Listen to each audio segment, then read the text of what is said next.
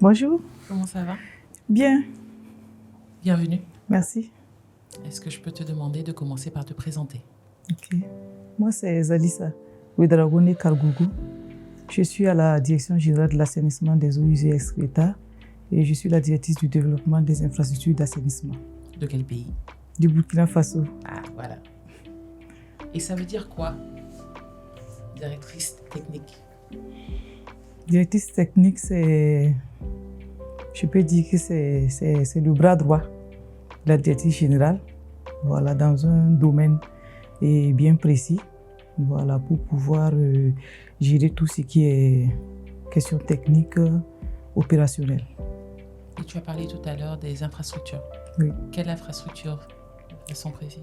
Ce sont les infrastructures d'assainissement, en partant par les latrines, les puisards, les fosses septiques, jusqu'aux stations de traitement et de valorisation des boues de vidange.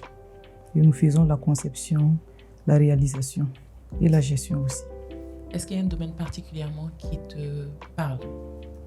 Oui, le domaine qui me parle particulièrement, c'est l'accès aux ouvrages d'assainissement au niveau des institutions, plus particulièrement au niveau des écoles.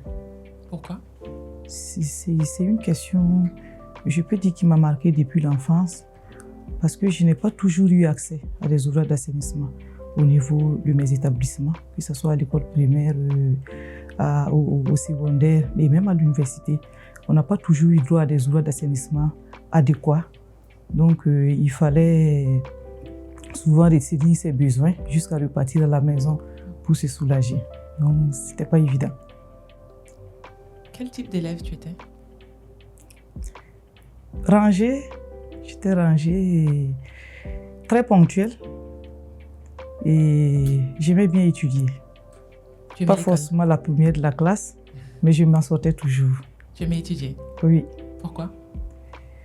Parce que étudier était un défi pour moi. Et toute petite, j'ai compris très vite que mon père n'avait pas voulu que ma mère travaille. Pourtant, elle avait ses diplômes. Il voulait juste qu'elle reste à la maison. Et bon, il avait ses raisons, hein.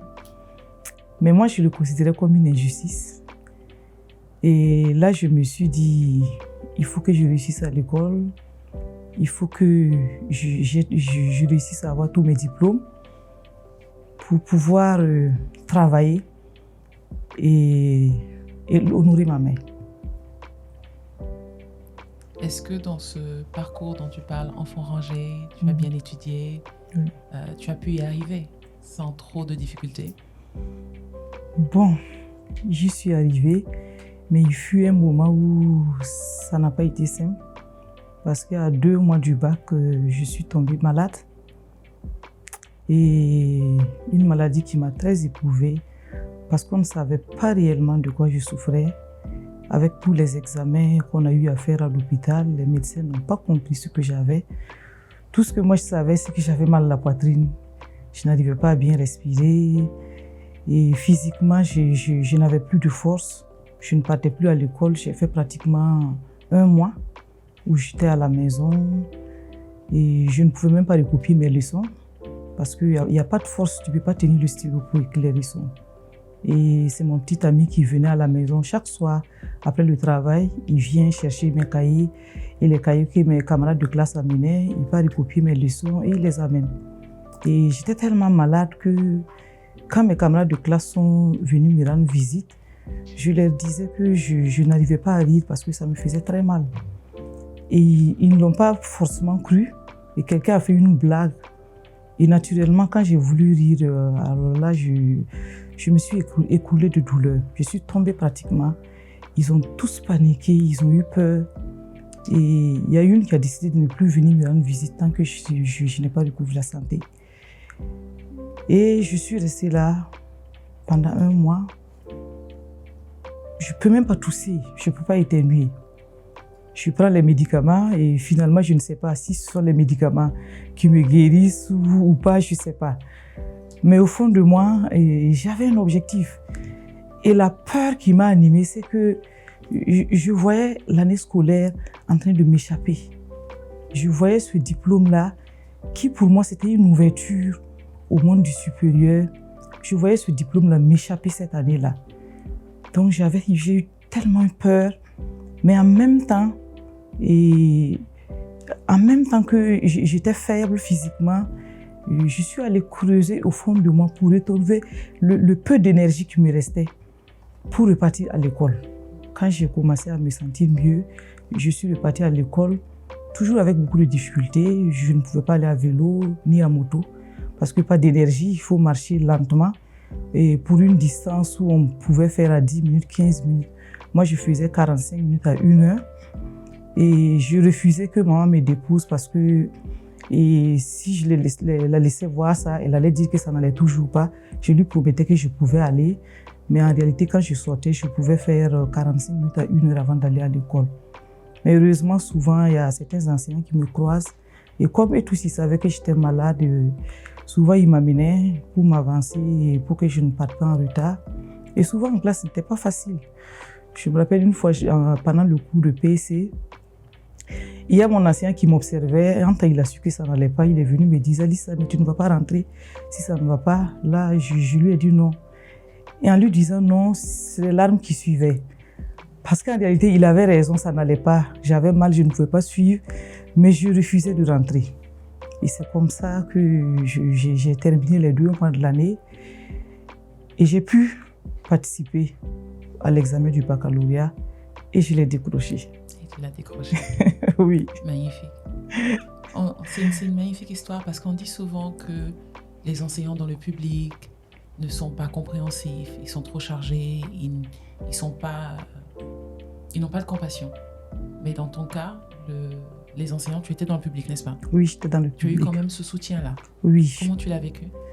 Et j'ai trouvé ça très très émouvant et j'ai trouvé qu'il y avait de l'humanisme. Tous les enseignants savaient que j'étais malade et il y en a même qui est passé me voir à la maison. Ils s'arrêtent parce que j'ai quand même fait 1 mois pour un élève de la terminale et en plus j'étais la responsable de la classe, j'étais chef de classe. Le chef qui n'est pas là, bon, ça ne va pas. Donc il le savait, il me soutenait, chaque fois il demandait d'après moi. Même le proviseur de l'établissement, il demandait et quand j'ai repris les classes, il y en a même s'ils n'ont pas cours, ils passent par là, quand ils me voient, ils s'arrêtent et ils me demandent est-ce que ça va, tu as pu reprendre? Il y a le proviseur qui m'a demandé, tu pourras composer? J'ai dit oui, j'ai dit je vais essayer. Et je crois que je vais pouvoir composer. Et quand j'ai eu l'examen, je suis repartie à l'école. Ils étaient tous contents. Je me rappelle quand le proviseur a pris mon attestation ce jour-là, il a soulevé, il était content. Il dit que toi, tu es forte. Super. Effectivement, oui. Très forte. Tu faisais tout ça pour rendre honneur à ta mère. Oui. Mais elle te regardait aussi souffrir. Bien sûr. Comment tu as vécu quand tu as commencé à aller mieux et que tu recommençais à étudier? Où est-ce qu'elle était et comment tu voyais son regard envers toi? Elle était toujours présente parce que c'est une période où mon papa n'était pas à côté. Il était dans une autre ville, Karma, Douri, très très loin de Wayubia. Donc c'est pas comme s'il pouvait venir fréquemment nous rendre visite. Donc c'est la maman seule qui était là, mais elle était présente. J'étais là, j'étudiais jusqu'à 2h, 3h du matin. Elle est là assise. Soit elle était en train de tricoter ou bien en train de faire ses lettres, mais elle ne rentre pas. Souvent, ils me disent, Alissa, tu ne vas pas venir, on va rentrer maintenant. Je lui dis non, moi je n'ai pas sauvé. Si tu veux, tu peux y aller. Mais moi, je reste là. Elle va quand même rester jusqu'à ce que souvent elle somnole sur ses laines, ses tissus. Bon, je le vois toujours ces images-là qui me parlent beaucoup. J'ai eu vraiment du soutien de sa part. Tu as réussi au bac. Tu as continué à l'université. Évidemment. Tu as eu un bac difficile aussi, n'est-ce pas? Pardon? Je dis tu as eu un bac difficile aussi. Bien sûr, d'après les gens. Pourquoi d'après les gens? Je me rappelle, chaque fois, j'ai eu droit à cette question plusieurs fois. Quand on me demandait quelle classe tu fais, je dis je fais la terminale. Quelle terminale? Je dis la terminale D. Pour la première fois, quand j'ai dit oui, la personne dit bon, c'est pas simple, hein? Pour une première fois et pour une fille, c'est pas évident. Et chaque fois, je leur disais, je dis et pourtant je vais l'avoir. Donc c'était un défi pour moi aussi de prouver que la première fois, pour une fille en classe de terminale D, elle pouvait avoir son bac. Une élève brillante, résiliente, qui a la rage de réussir pour elle-même et pour sa mère, qui continue, qui a une belle carrière et qui a choisi de rester quand même dans les institutions publiques. Pourquoi? J'ai choisi de rester dans le public parce que je me dis que je je dois à l'État. Parce que tout mon cursus scolaire, du CP1 jusqu'en terminale, je n'ai pas eu à payer, mes parents n'ont pas eu à débourser de fortes sommes d'argent pour que je puisse aller à l'école. À l'école primaire, c'était presque gratuit. Au secondaire, je me rappelle la scolarité la plus élevée que mon papa a dû payer, c'était 22 500. À part ça, c'était 7 500 jusqu'au bac. Et quand je regarde aujourd'hui, ce que nous, parents, nous devons débourser pour amener nos enfants à l'école, je trouve que c'est quelque chose, c'est beaucoup de choses que l'État a fait pour moi. Et je me sens redevable envers cet État. Et j'ai décidé de travailler dans le public pendant un bon moment. Dans le public et aussi dans les écoles? Oui, toujours dans les écoles. Parce que je suis dans le domaine de l'assainissement. Et les écoles, ça nous parle toujours. Il suffit d'arriver dans une école, tu trouves qu'il y a des ouvrages d'assainissement qui sont soit mal construits ou mal gérés ou même pas compris par les élèves. Et tu restes là, tu te dis, mais il y a du travail à faire ici. Donc c'est un monde dans lequel je me sens très bien. Déjà parce qu'il y a très peu de femmes. Je me rappelle dans mon premier poste, quand je suis arrivée, j'ai été affectée dans la région du Centre-Sud, à la direction régionale de l'eau et de l'assainissement. J'étais la seule femme technicienne parmi tous les agents techniques. À part la secrétaire qui était une femme comme moi, parmi les agents techniques, j'étais la seule femme. Et il m'arrivait d'aller à des rencontres pour parler de la question de l'assainissement. Et j'arrive et je suis la seule femme dans la salle. Souvent, les hommes, ils me taquinent, me disent que bon, madame, aujourd'hui, on va vous manger. Hein. Je dis, c'est pas grave. Magnifique. En tout cas, merci pour tout ce que tu fais. Et ma dernière question pour toi. Zalissa, au service de quoi? Je suis au service de la population.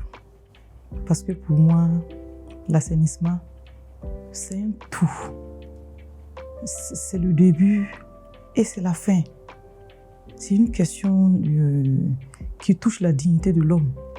Et lorsqu'on a droit à l'assainissement, on a accès à l'assainissement.